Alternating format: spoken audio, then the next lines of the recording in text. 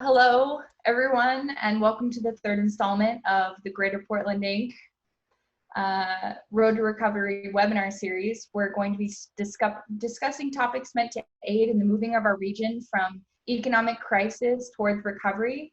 And today's topic is the pivot, how communities and companies change the course of their organization in the face of crisis. Today's panelists have made big moves really quickly in the face of the COVID-19 situation, and in each of their own ways has led their organization through a transformation of what we consider business as usual.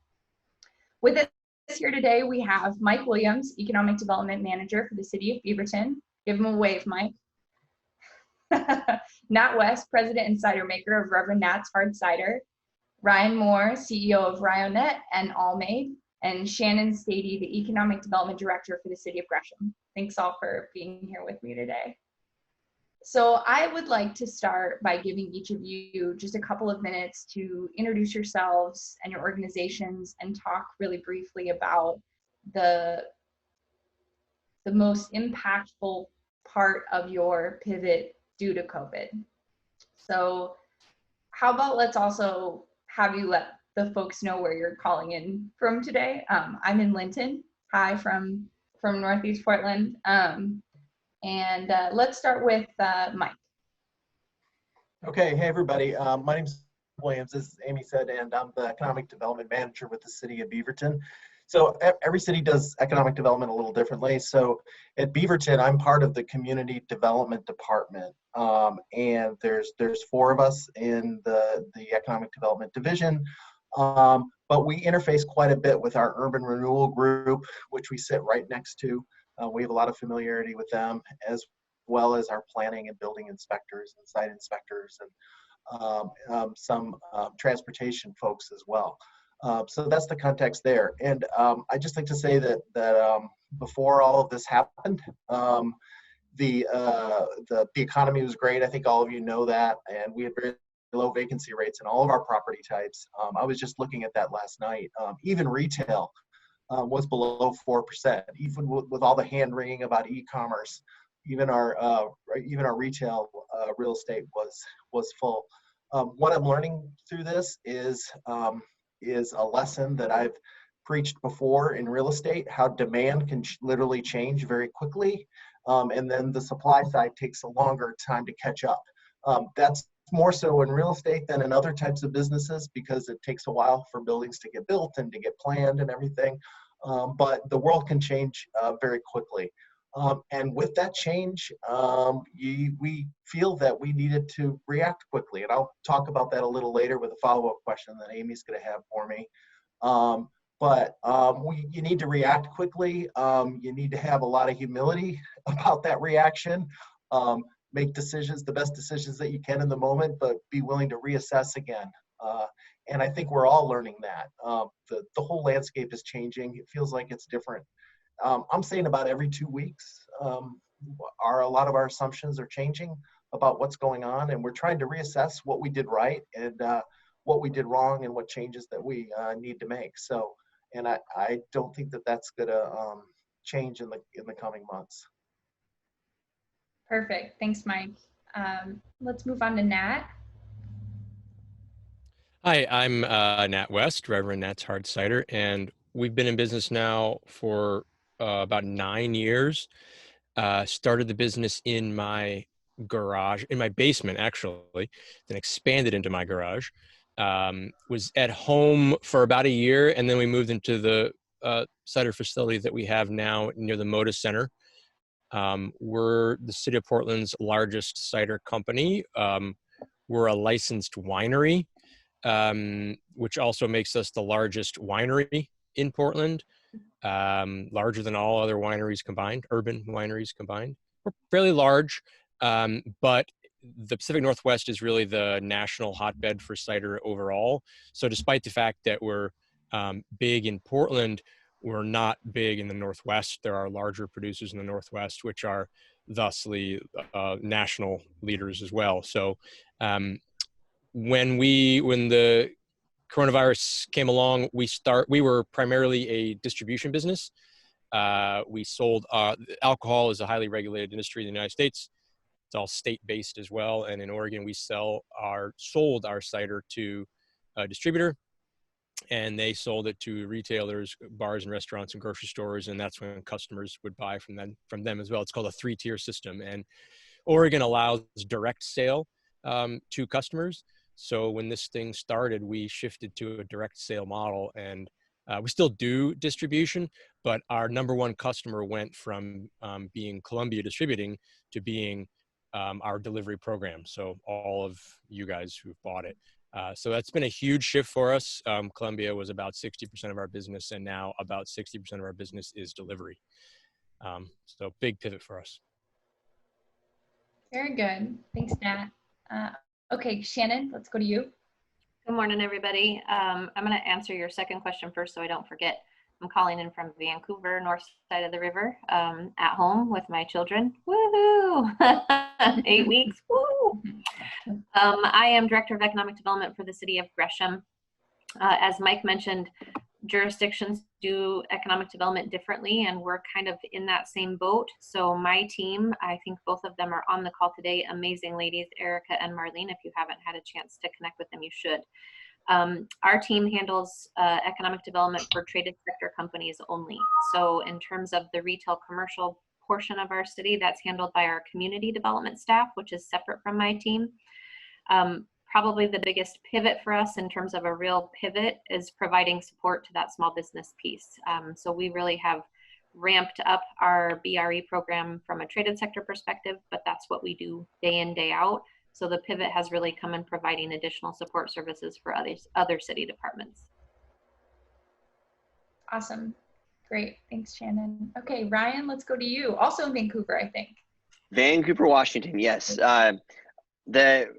I come from a company called Ryonet, which is a supplier of inks and equipment that basically, if you've ever gotten a shirt printed before, we help make that happen. We don't actually do the printing, but we help screen printers all over the world, mostly in the US, and a lot of them in Portland, including the big one, Nike, actually decorate their garments. And then we also make another one of our brands is called Allmade Apparel, allmade.com, and we make blank apparel for printing.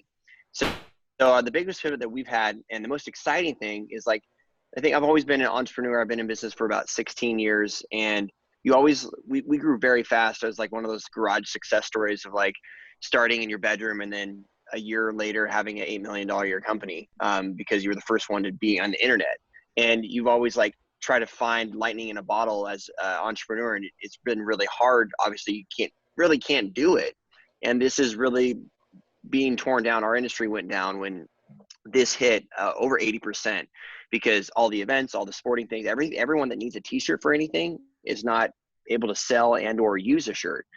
So we pivoted to masks, and our all mask right here, which is eco-friendly. Our brand is all eco-friendly, and pivoted to that. And it's been a really interesting experience to make these, and then also work with companies to decorate them for branding purposes. And so when your delivery drivers are out Nat or whatever, they have something that's making your customers feel safe. Yep. And a lot of people are now mandating that. So it's been interesting. It's been the Wild West for sure, and a lot of fun. And we're very fortunate to have something to do and to be essential. Great. That actually looks like a pretty comfortable mask compared to some of the. Yeah. It is. Well, so let's get started. I'm going to kick it off with just a handful of panel questions that you guys are all expecting already, and then I'm going to open it up for audience questions and comments. Please plan to use the Q&A function at the bottom or top of your screen. You can just type and submit the questions as you think of them, and then we'll read them to the panelists at the end in the order that we receive them. Let's start with our private sector partners, Nat and Ryan. As the private sector representation on our call today, it's always so fascinating to hear about what's going on in your industries. Can you share with us how COVID is impacting your supply chain? What materials or ingredients, in Nat's case, have been the most difficult for you to source? I guess I'll go first. Yeah, ingredients. We don't just use apple juice. We make a lot of ciders with other flavors in them, other ingredients in them. We source 99% of the bulk, i.e. the apple juice that we use, from the Northwest. So it's a relatively short supply chain. And there are a couple of very large producers in Eastern Washington and in Oregon as well that we've always done business with. And we've built relationships, intentionally built relationships with folks that may not have the best customer service or the best pricing, because we knew we wanted to be able to call other folks in times of shortage. And apples, being an agricultural commodity, they have, there's big years and short and small years. So we've always had multiple suppliers ready to provide for us, and we've had to use different suppliers for apple juice over the years. So that really hasn't been impacted at all. The biggest thing that's been impacted for us is other ingredients. So right now we import a really rare sugar from the small island of Mauritius, and that has it's not coming available anymore. So we've had to find some other ingredient suppliers. So we have some flexibility in how we execute a bit of the way that a chef might be able to rearrange how they're making a dish with what ingredients are available. We're able to do that to a lesser extent, but we are able to do that. So I'm not relying on particular suppliers for particular agricultural goods. I'm saying, what are some related flavors, ingredients that we can use that I can stand up to a customer and say, this is going to be different than what you've had in the past because of coronavirus. And I think for whatever reason, we're comfortable doing that, and customers have been very open to that opportunity. It's also just let us find new ingredients. We're making some new ciders we've never made before with ingredients that we can get. So if we can't get this, let's pull something out of the backlog of ideas and produce something new with what we can get, knowing that there's still demand for, there's always demand for alcohol, right? Yes, certainly in my house there is. Can we get a sneak peek of maybe a flavor that we might be seeing on the shelf soon? Yeah, so we have a summer punch that, well, it won't be on any shelves. It'll be on your doorstep. We have a summer punch that we're coming up with, finalizing recipe on now. It's got a little bit of blood orange, a little bit of melon, a little bit of chicha morada flavor, if you guys know what that is, which is super cool. So it's a bit of a blend of a bunch of flavors all together. And that recipe in particular is really resilient to modifications. We couldn't get one mango juice that we wanted to get, so we were able to get a mango juice that tastes totally different than the first mango juice, but it's that recipe was designed. I started designing that recipe in the middle of March, and I designed it with that sort of resilience of different ingredients becoming available. So it's a punch. So you can kind of throw whatever. What is a punch? Nobody knows. Just throw it all in there and it's all tastes good. Great. How about you, Ryan? It's been very interesting. I think our t-shirts are typically made when we source about 2 billion shirts annually on the domestic market, and they're typically made in Central America or Asia. And so obviously when this hit, that completely shut off. So when it comes to face masks, they're actually harder to make a face mask than a t-shirt. It looks a lot simpler, but it's a lot like making underwear. Underwear, people always say, that kind of looks like underwear. So underwear is actually more expensive to buy in the store than a basic t-shirt because of the complexity to make it. And very similar to the face mask, the government had basically saw this coming, and they had basically taken all the domestic manufacturing capacity, which is only about 10% of those 2 billion units a year. And so when this hit for the commercial market or the private sector, there was really no manufacturing capacity. So that was the first problem to solve. The way we solved it, we really kind of used several different other types of manufacturers versus traditional t-shirt manufacturers or outerwear manufacturers. We're now working with a lot of denim manufacturers that are now making masks in LA primarily. But now we're running into fabric issues. So we do 100% like a sustainable fabric. This has recycled water bottles, organic cotton. And so I was like very much relaying to what you were saying, that of like our customers like being cool with like just different fabric options. Like we found this is an Oregon Ducks yellow that we did for the last year on their run, and we had a bunch of it left over because they didn't quite make it far as far as we wanted them to make it. And so we made a bunch of masks like this, and people like, they're digging these now. So we kind of modifying, keeping with our core like environmental policies to making sure that we're making sustainable products, but finding different options for fabric out there. It's been fun, and people have been very receptive to not having the quote unquote same thing they're used to. And Ryan, can you say again, when did you actually start incorporating these products into your manufacturing line? Was it in March? Was it farther? It was it's been 6 weeks. Okay. So 6 weeks, and then it all hit with CDC announced April 1st, I believe, April 1st, April 2nd, that everyone should wear cloth face coverings. And after that, it's been, the first 2 weeks were just a complete madhouse of, it's like a, yeah, a war zone down in LA, but up here it's just like kind of a gold rush almost. Of like, I gotta have it now. Mm-hmm. Interesting. Well, thanks, guys. Let's move over to Mike.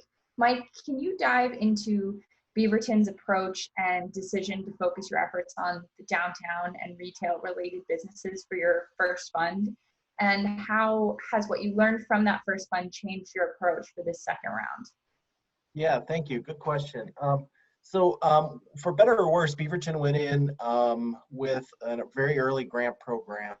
We got it up and running, and a lot of that has to do with, I've got some staff that's really great at operationalizing things. And we had been watching what was going on in Seattle for a number of weeks. Remember, Seattle was ahead of us in terms of the pandemic, and it closed down earlier than the state of, than Portland and the state of Oregon. And so they had a grant program. So we looked at their grant program and decided to do one ourselves. The way we funded it was through our materials and services budget. And for those of you that aren't in government, materials and services is not your personnel budget. It's your budget for doing everything else, basically. And we knew there was a lot of things that we weren't going to be doing between now and the end of the fiscal in June. So we redeployed some of that money and we put it into a grant program. Because we were so early, we decided to focus it on the governor's executive order. And at the time, the governor was just asking bars and restaurants, food and drink-related businesses to close in her first executive order. And we thought it would be good to have really clear guidance on what businesses could apply and which businesses couldn't apply. We also had no idea about how deep the demand was. We found out very quickly once we opened the program, and once we saw other communities who did programs that were even larger than ours were fully subscribed overnight. We learned very, very quickly we weren't going to have enough money for another round. But we focused on those businesses. They weren't just downtown businesses, but because we were focusing on smaller food and drink businesses, we had a lot of our businesses in our downtown apply. So some of the things that we learned, well, it affirmed how diverse Beaverton businesses are. We didn't have any targeted targets for specific communities, but we did reach out to a lot of organizations that had deep ties with our marginalized communities and communities of color. And it ended up that only 30% of our businesses identified as white. So we had a very, very diverse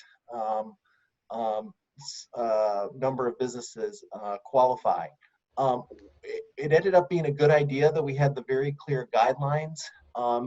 We had clear guidelines on our definition of what a national chain is. We had clear guidelines on what types of businesses could apply and could and could not apply for. And that helped us. It helped, I think, build trust in the community that we were being impartial in how we were giving out the funds. We decided to go with small grants that could help with rental assistance, rental and mortgage assistance. We were going to give grants up to $2,500, which is on the low end for a lot of the communities. But our average grant was only $2,000, and we got a lot of positive responses from our businesses, saying that was an amount that was able to help them. And then that way we were able to help businesses, but then spread our money out effectively. In our first go around, we did it on a first come, first serve basis. We quickly got oversubscribed in about a week's time. So we spent $250,000 fairly quickly. And so one of the things that we're doing, we're going out again, and we just opened up for another round of $250,000, is that we're going to a lottery system. So we're qualifying all of our applicants again. Again, they have to be small businesses. They have to be impacted by an executive order, and a lot more businesses qualify now, a lot more types of businesses. We're going to a lottery system. We figure people are used to lottery systems for things like schools, for magnet schools and the like. We thought that was sort of a clear way of deciding among businesses. If we have more businesses applying than we have grant money, so we're happy with that. Other things that we learned. We learned that applying it to rental assistance, commercial rental assistance, helped build some goodwill between tenants and landlords, and it helped build support for the program among both tenants and landlords.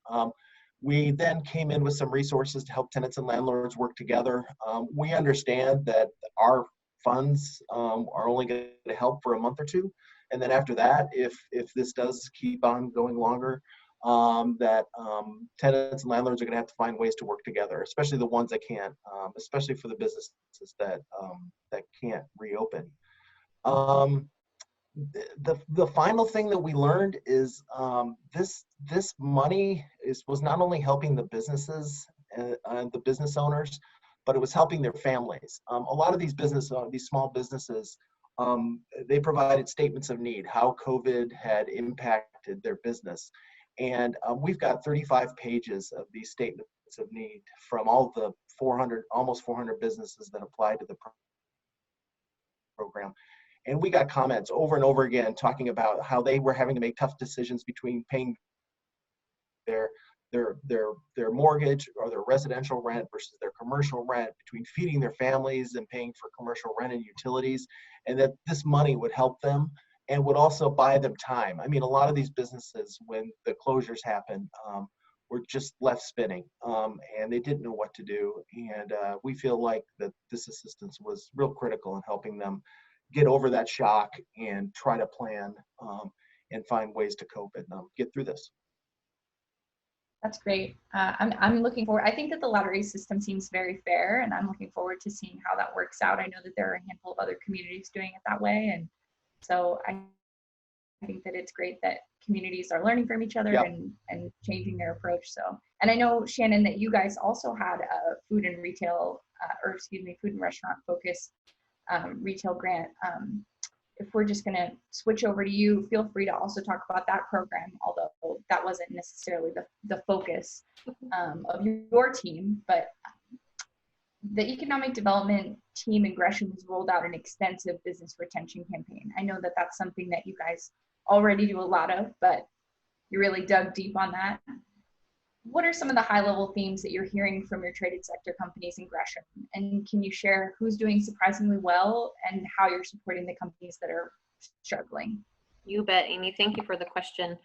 As you mentioned, part of what we do, actually primarily what we do, is retention for our existing companies. It's kind of our bread and butter. It's probably 90% of what we do on a daily basis.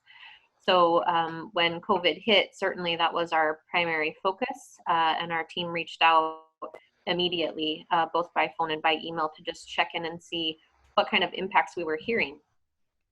Early on, we knew the impacts on the retail commercial side in terms of the governor's first executive order closing restaurants and bars. And we could feel that in our community. But for my team, those aren't the companies we necessarily work with every day. So it was really important for us to get out in front of that with our traded sector companies and start that dialogue about what's happening. For probably the first maybe 3 or 4 weeks, we were consistently hearing from our companies, everything's fine, we are operating as usual, but the primary concern was, if there are shutdown, lockdown orders, stay-at-home orders, how can we be sure that our company is considered an essential service? How can we continue operating? We quickly kind of got past that hurdle and moved right into helping companies figure out the SBA process, both with PPP and EIDL loans, trying to get resources in front of them so that they could get in the queue for that application process. Right now, it feels like companies are kind of settled into the new norm.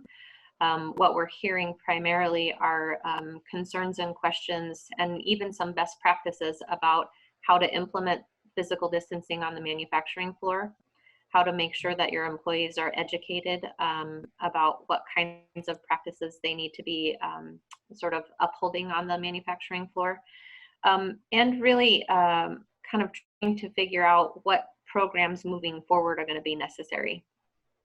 In terms of who's doing well, probably the usual suspects are kind of high on the list. So our semiconductor manufacturers are doing pretty well. Both On Semiconductor and Microchip, located in Gresham, have pretty diverse portfolio of product they make. And so they're maintaining employment, manufacturing and supply chain issues haven't been a problem for them, both from raw materials and finished materials. Our food manufacturing companies are frankly going crazy. We had a really interesting story with one of our food companies, Teeny Foods. It's sort of started as a mom and pop shop, family-owned business. They manufacture fresh and frozen baked goods. Their primary customers have been in the school zone. So they produce a lot of food for public schools. This is usually the time of year when they start to slow down over the summer and they ramp back up for that school production. They got a call from their largest customer right when COVID hit, saying that they were going to have to pull back all of their orders. And so Teeny Foods is pretty resilient and pretty adaptable. And so they reached out to all of their other customers and said, do you have orders that you were planning to give us later in the summer? And could those orders be moved up so that we can keep our staff and our production running? And largely those customers did that. So they are in the position now of trying to hire 50 people for an additional shift to keep product rolling out the door, which is totally great. We've been working with companies to connect them with programs like WorkShare. So if they are having to lay off folks, that there's a program that can help keep those staff whole and keep them from having to search for a new job, making sure that their benefits stay intact, and really making sure that the companies can keep their talent. We don't want them to have to start from scratch there. Distribution companies are also doing well. Albertson's distribution center in Gresham is kind of bursting at the seams, trying to make sure that they can get product out to the stores and on the shelves. For those that are struggling, I think we're really trying to be pretty nimble and creative about how we offer potential solutions. So it really is based on those relationships that we've built with those companies, so that they know when they have an issue, they just reach out directly to us and we can connect them with whether it's state resources, regional resources, the WorkShare program. If they're on the upswing, helping them find a skilled workforce that can join their work staff quickly. We also are starting a weekly call with OMEP, based largely on Prosper Portland's weekly call, but kind of focused more on Gresham companies. We're going to have that first OMEP call on Thursday. And I think as of yesterday, we had 20 some companies registered to join us for that call. So we're really just trying to be kind of the conduit for information and connections, getting those companies to connect peer-to-peer, and then just kind of stepping out of the way once we make those connections so that they can do what they do best. Great. Thanks, Shannon. I want to kind of riff off of what you just said about Teeny and being able to actually hire folks and having it be a focus for them, that they wanted to really try to balance out their production so that they could keep their staff. Nat, I had a question for you about adapting to that delivery model and partnering with your local beverage communities or companies, that you kind of mentioned, so that you could widen your offerings. I wanted to understand more about how you're making that work. I wanted to talk to you a little bit about the development of the online platform, about who the customers are that you're accessing. But then I also really wanted to understand your ability to pivot your existing staff into this new role and how that has all worked for your company. Sure. Let's see. The staff question it was pretty awesome. I laid off we actually had a opening for a bartender as COVID was coming in. So we were down one staff member there. So I only had 2 bar staff. We laid them off right away when the executive order came to close all the bars and restaurants. And within a few days, we had hired them back to do the delivery driving. I also had 2 full-time field salespeople who are salaried employees, and they visited accounts across the state on a daily basis prior to this. And nobody wants salespeople walking into their grocery stores or whatever now. So they were effectively out of work, and they are also on our driving staff. Since then, I've actually taken one of our employees from our production team to do driving as well, and we've backfilled her position. So we've overall in net, we've been hiring during this time. It's been great being able to take those staff that I already knew and plug them into a new role. Some very fortunate that they already had vehicles that they were using for their sales team duties that they were able to repurpose to the delivery vehicles. Mhm. We just got lucky on a lot of those fronts.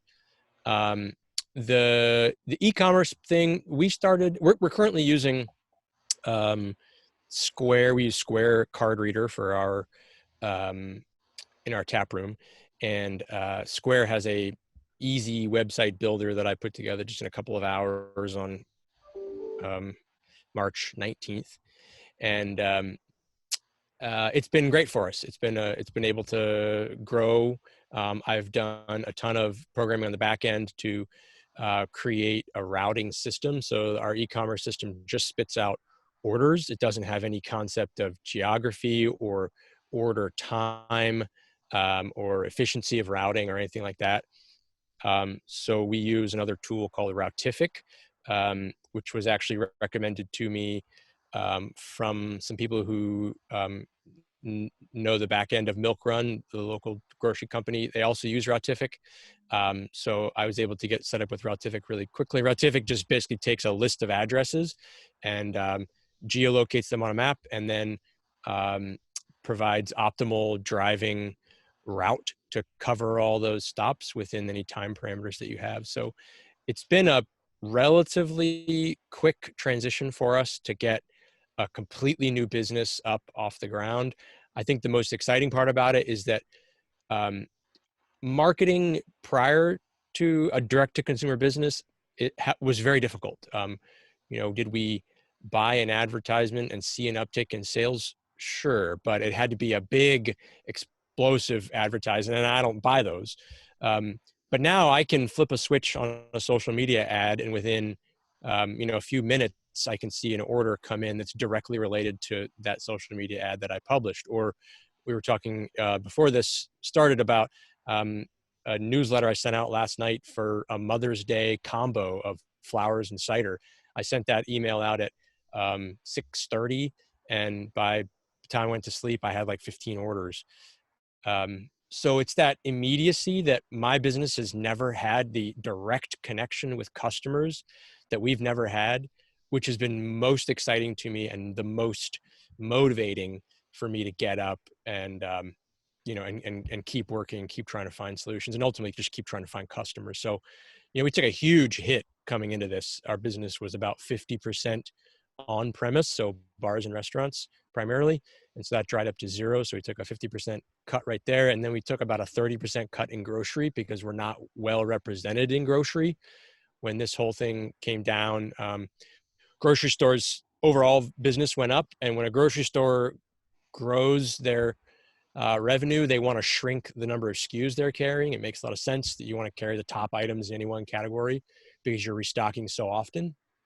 So we're not the top item in any category. So we got cut out of a lot of retail sets. So our grocery business went down while overall grocery business for all categories is up.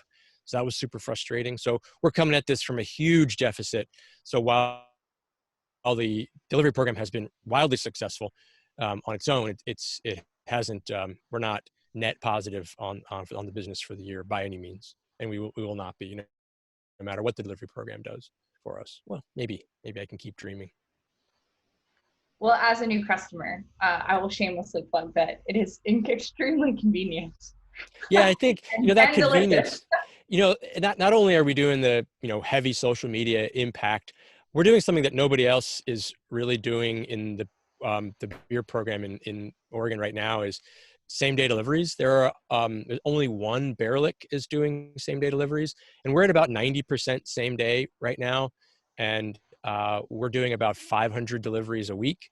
So it's a lot of individual customers, a lot of emails of when am I getting my order, or I put the wrong shipping address in, how do I change it?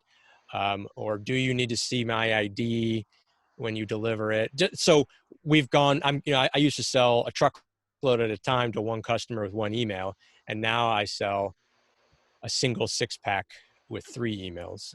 So the workload, the administrative workload has gone way, way up, but it's been it's been heartening to be able to talk directly with customers, which is something I've never really been able to do in the past. Yeah, I can imagine. And Mike and I, last week when we connected about this panel, we're talking about the psychology, but we were talking about returning to work, but I mean, I think that you could say that getting a delivery from a person, even if it's no contact, just seeing them come up to your front porch and waving at you, I mean, in some cases, that could be the only person that person sees that day. Oh yeah. So we feel like the flower delivery person. Like, everybody wants to see us. Everybody's super excited. We get a lot of people who, open their door and they want to have like a conversation. And we're like, I'd love to hang out, but I got 2.5 minutes for this delivery. But otherwise, I'm going to be off for my next stops. It has been really, really fun. And it's just been super fortunate that we've been able to create a business that we didn't have before with resources that we already have on hand. That's actually pretty fun. So I'm certainly counting my blessings. Okay. Well, on that note, we all know that we can't do it alone. So I'd like to just open it up to the rest of the panelists and Nat as well. Can each of you speak to a collaboration that you found really beneficial to your organization through this crisis?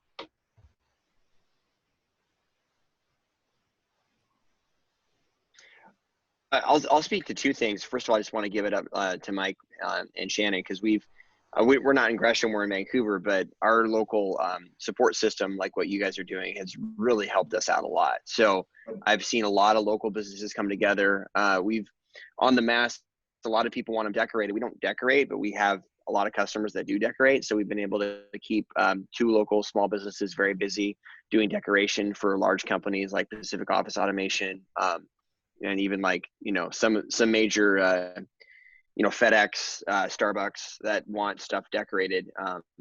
So it's been really awesome just from a local community area. A lot of people have stepped up and actually donated masks.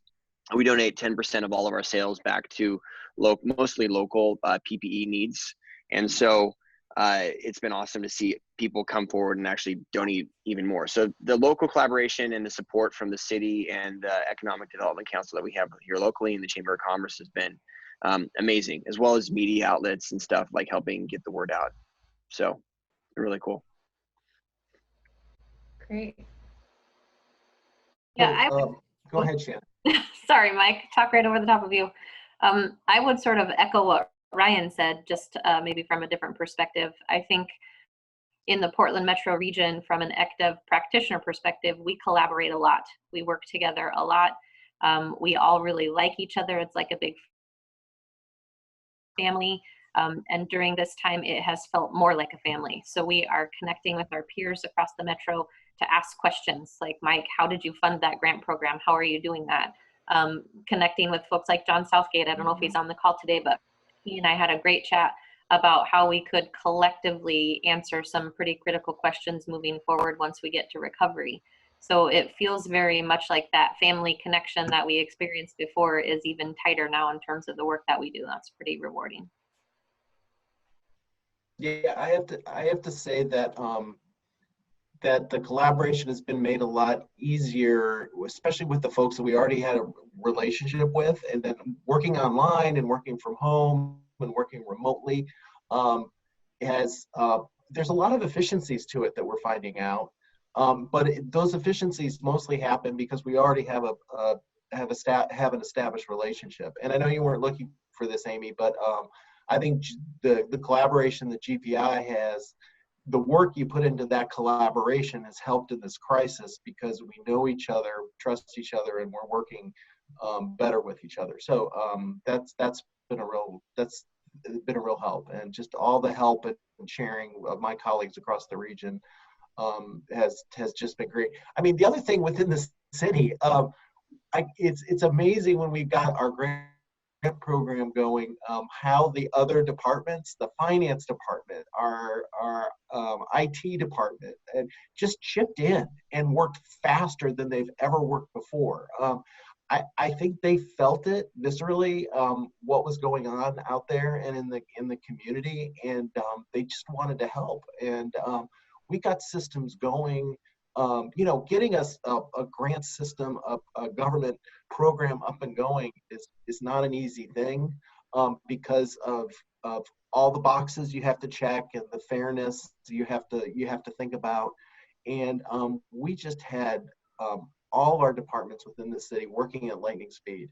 And I think a lot of it was just what was going on here. And we did this while we were transitioning to working from home at the same time. So that was a collaboration that was really great, and I think it's going to pay dividends after the crisis and our working together. Matt, do you have any collaborations you want to highlight? Yeah, so I'll when we launched, I started selling a brewery's beer. So I make cider. I don't make beer at all. Cider is very beer adjacent. A lot of people who drink, it's the same ABV, similar ABV as beer, similar price point as beer, comes in the same packages as beer, similar drinking occasions as beer. So it was very logical for us to include beer in our distribution program. We partnered with Old Town Brewing. They're a small brewery near my house. I think they're the most underrated brewery in the city of Portland, so I have a lot of love for them. And we have been selling a very large amount of their beer, about 100 cases a week. We have about 20% of our deliveries are beer, 80% cider. So that's good. We make a lot less money on the beer than we do on our own product, but it's fine. I mean, it's basically an extra 20% of revenue that's just thrown on top of our existing cider sales. So that partnership has been fantastic. They also make a wide variety of beers, which is great, so that we don't have to have multiple partners to meet various sort of flavor or customer demands. We can have one partner to meet a wide range of customer demands there. So that's been important to us. And then I've featured other local businesses doing deliveries and not doing deliveries as well. Throughout this, I bought a bunch of gift cards from a local bagel shop and gave away those gift cards to customers who bought cider. Because I came out very early and very strongly with social media ads, I've had a sort of advertising budget. And rather than just continue to pour that money to social media, I've thought, why don't I give that money to some local businesses and see if I can get advertising benefits out of those partnerships. So rather than spending, I'm spending many thousands of dollars on flowers this week, and I've never spent thousands of dollars on flowers in my life. And we're not marking up the flowers at all. So I really hope people buy them, hint, hint. Otherwise I'm gonna have a beautiful house on Sunday.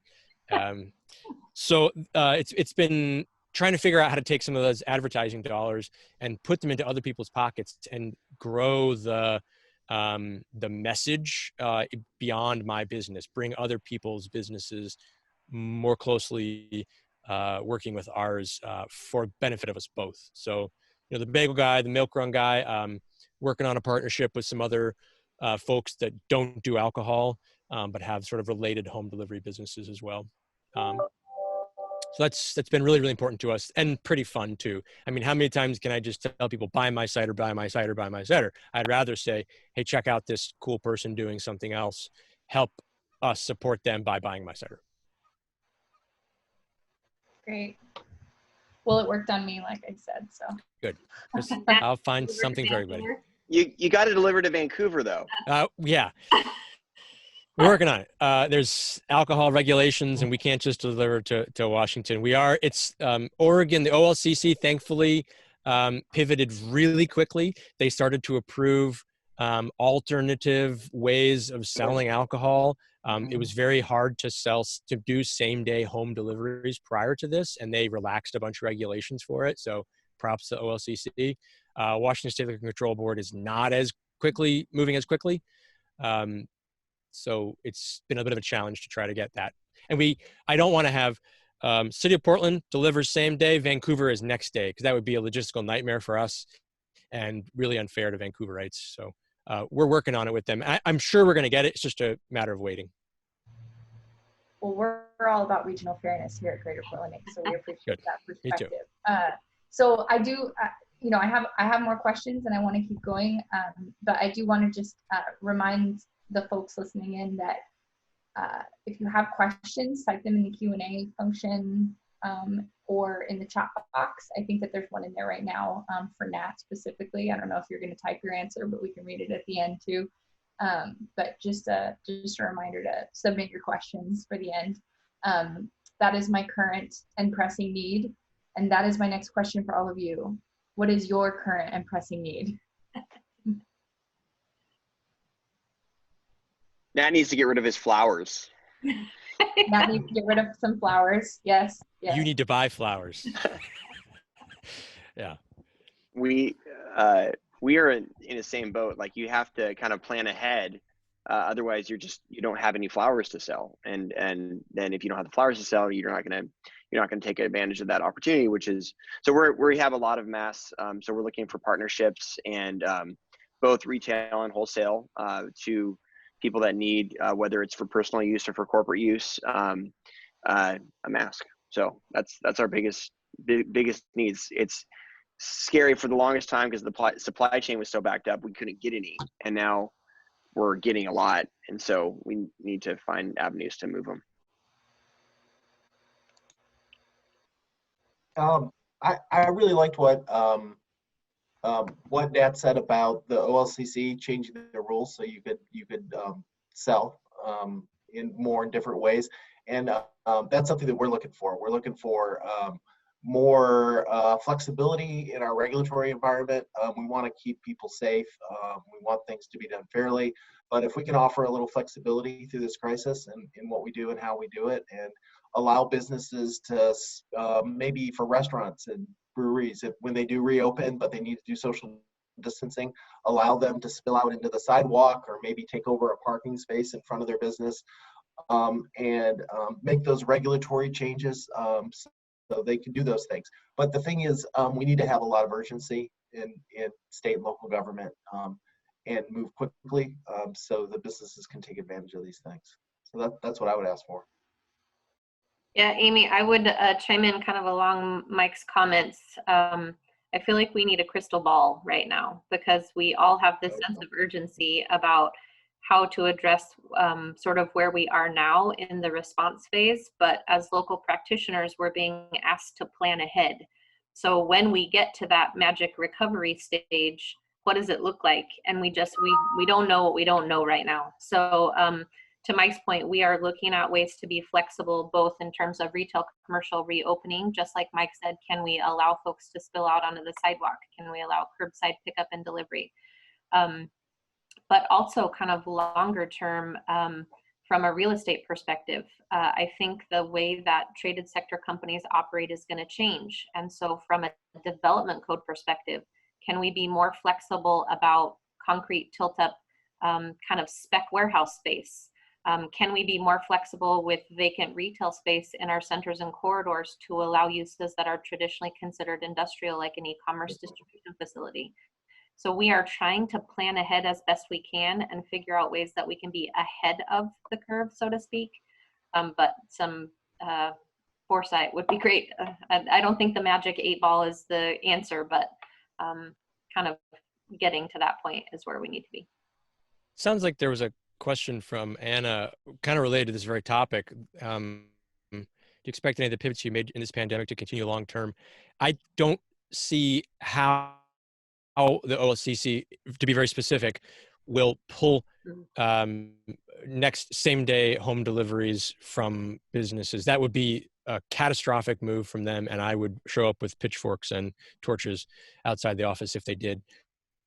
So I think that there are some things that public officials like yourself can do to look to the future about how to continue to help along the way. But I think there's some opportunity for changes in regulations to occur that you cannot put that genie back in the bottle. This is a business that the home delivery business for me in particular is it's the only reason we exist right now.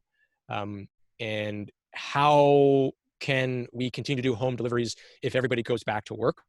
It's a challenge for sure, but it's just too much of an opportunity that we've found ourselves in to just walk away from this line of business that we have altogether in the future. So for me, the home delivery business will always exist in some form or another. Maybe we'll have a single driver and it'll just be Thursday, Friday, and Saturday.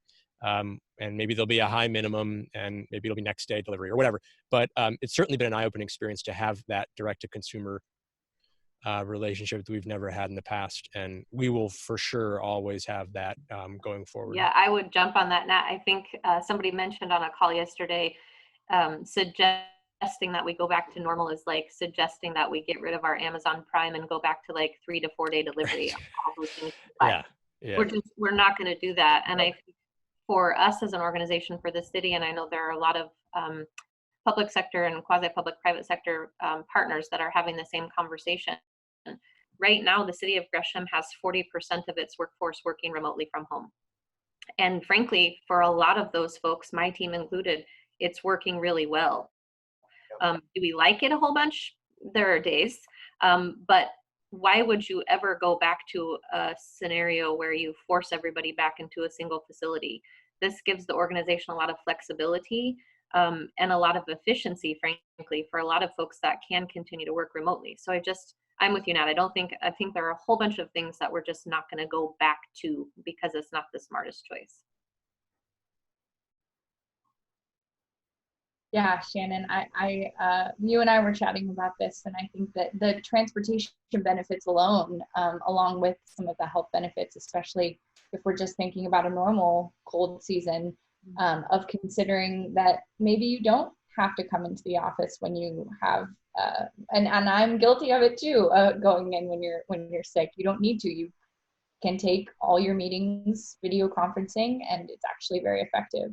Sure. Mike, Ryan, are there things that you've all incorporated into your daily work that you think will translate into long-term changes in your organizations? Yeah, we started running a Scrum process, which is typically used in technology, but just like daily check-ins throughout all of our teams, quick 10-minute check-ins. And so I think companies can get used to just doing business as normal and not communicating as much.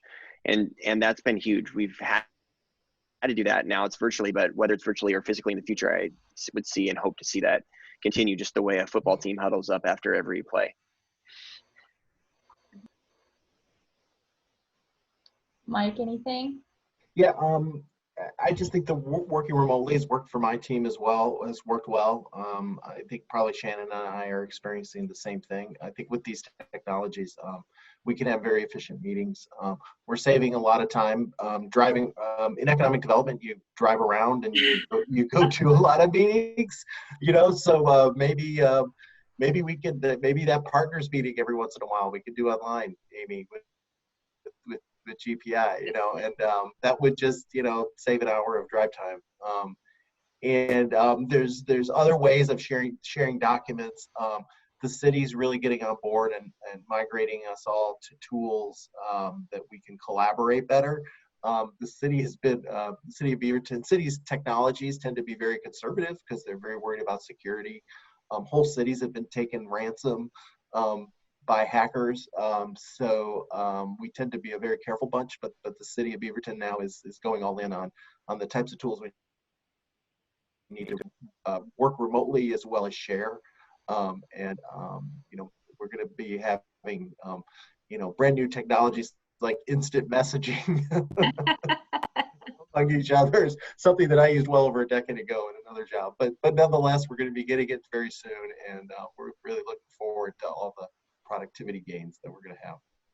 Great. Thanks, everyone. Well, we did receive a question from Christine Roth, and I'll just open it up to whoever would like to answer or feels like they have things that they can share on this. How can institutions of higher learning better collaborate and provide resources to help navigate these choppy waters and assist with success in the new normal?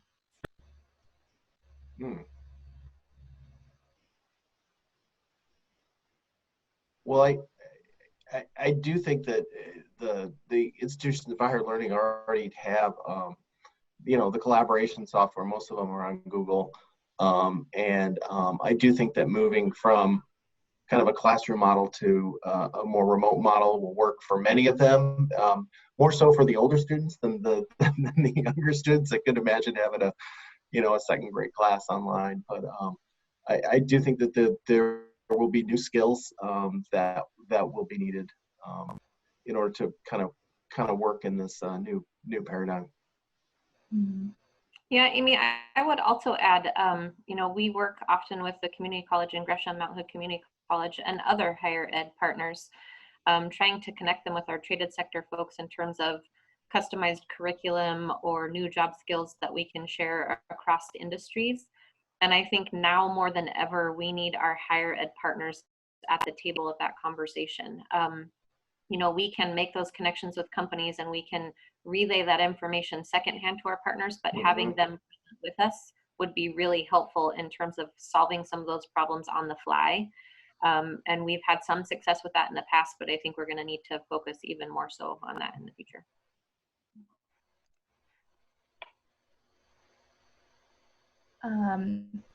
Here's a question from Bruce Coleman. Is there a belief that business networking in the future will be via Zoom? Do you think there will be a role for safe face-to-face networking in the future?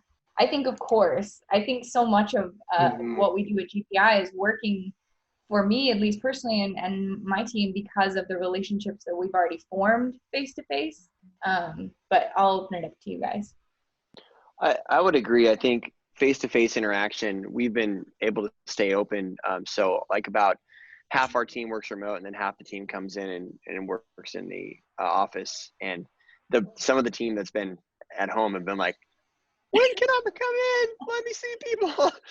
And some people, like our programmers, are just like, I'm good with just staying like this forever. So that there's that human connection need. And it's been, now you've been doing those deliveries. You mentioned it earlier. We've been able to do some of that as well with our local customers and even international national customers. And it's really cool to see that connection, even though it's at a distance. You're kind of doing a handoff, for sure. I'll just think that there's no way that Zoom type things can have any even slightest smell of serendipity. It's not possible. Whereas I've been to GPI events where I walk in the door and I see one person that I know, and I walk over to them and I stand next to them hovering, and then I get introduced to someone else, and maybe it's because I'm the guy who brought the alcohol that usually works, but it's that kind of, there's no such thing as networking when everyone's just got a name. And like, I see 22 attendees right now, and am I going to have any quick conversations with any of these folks? No.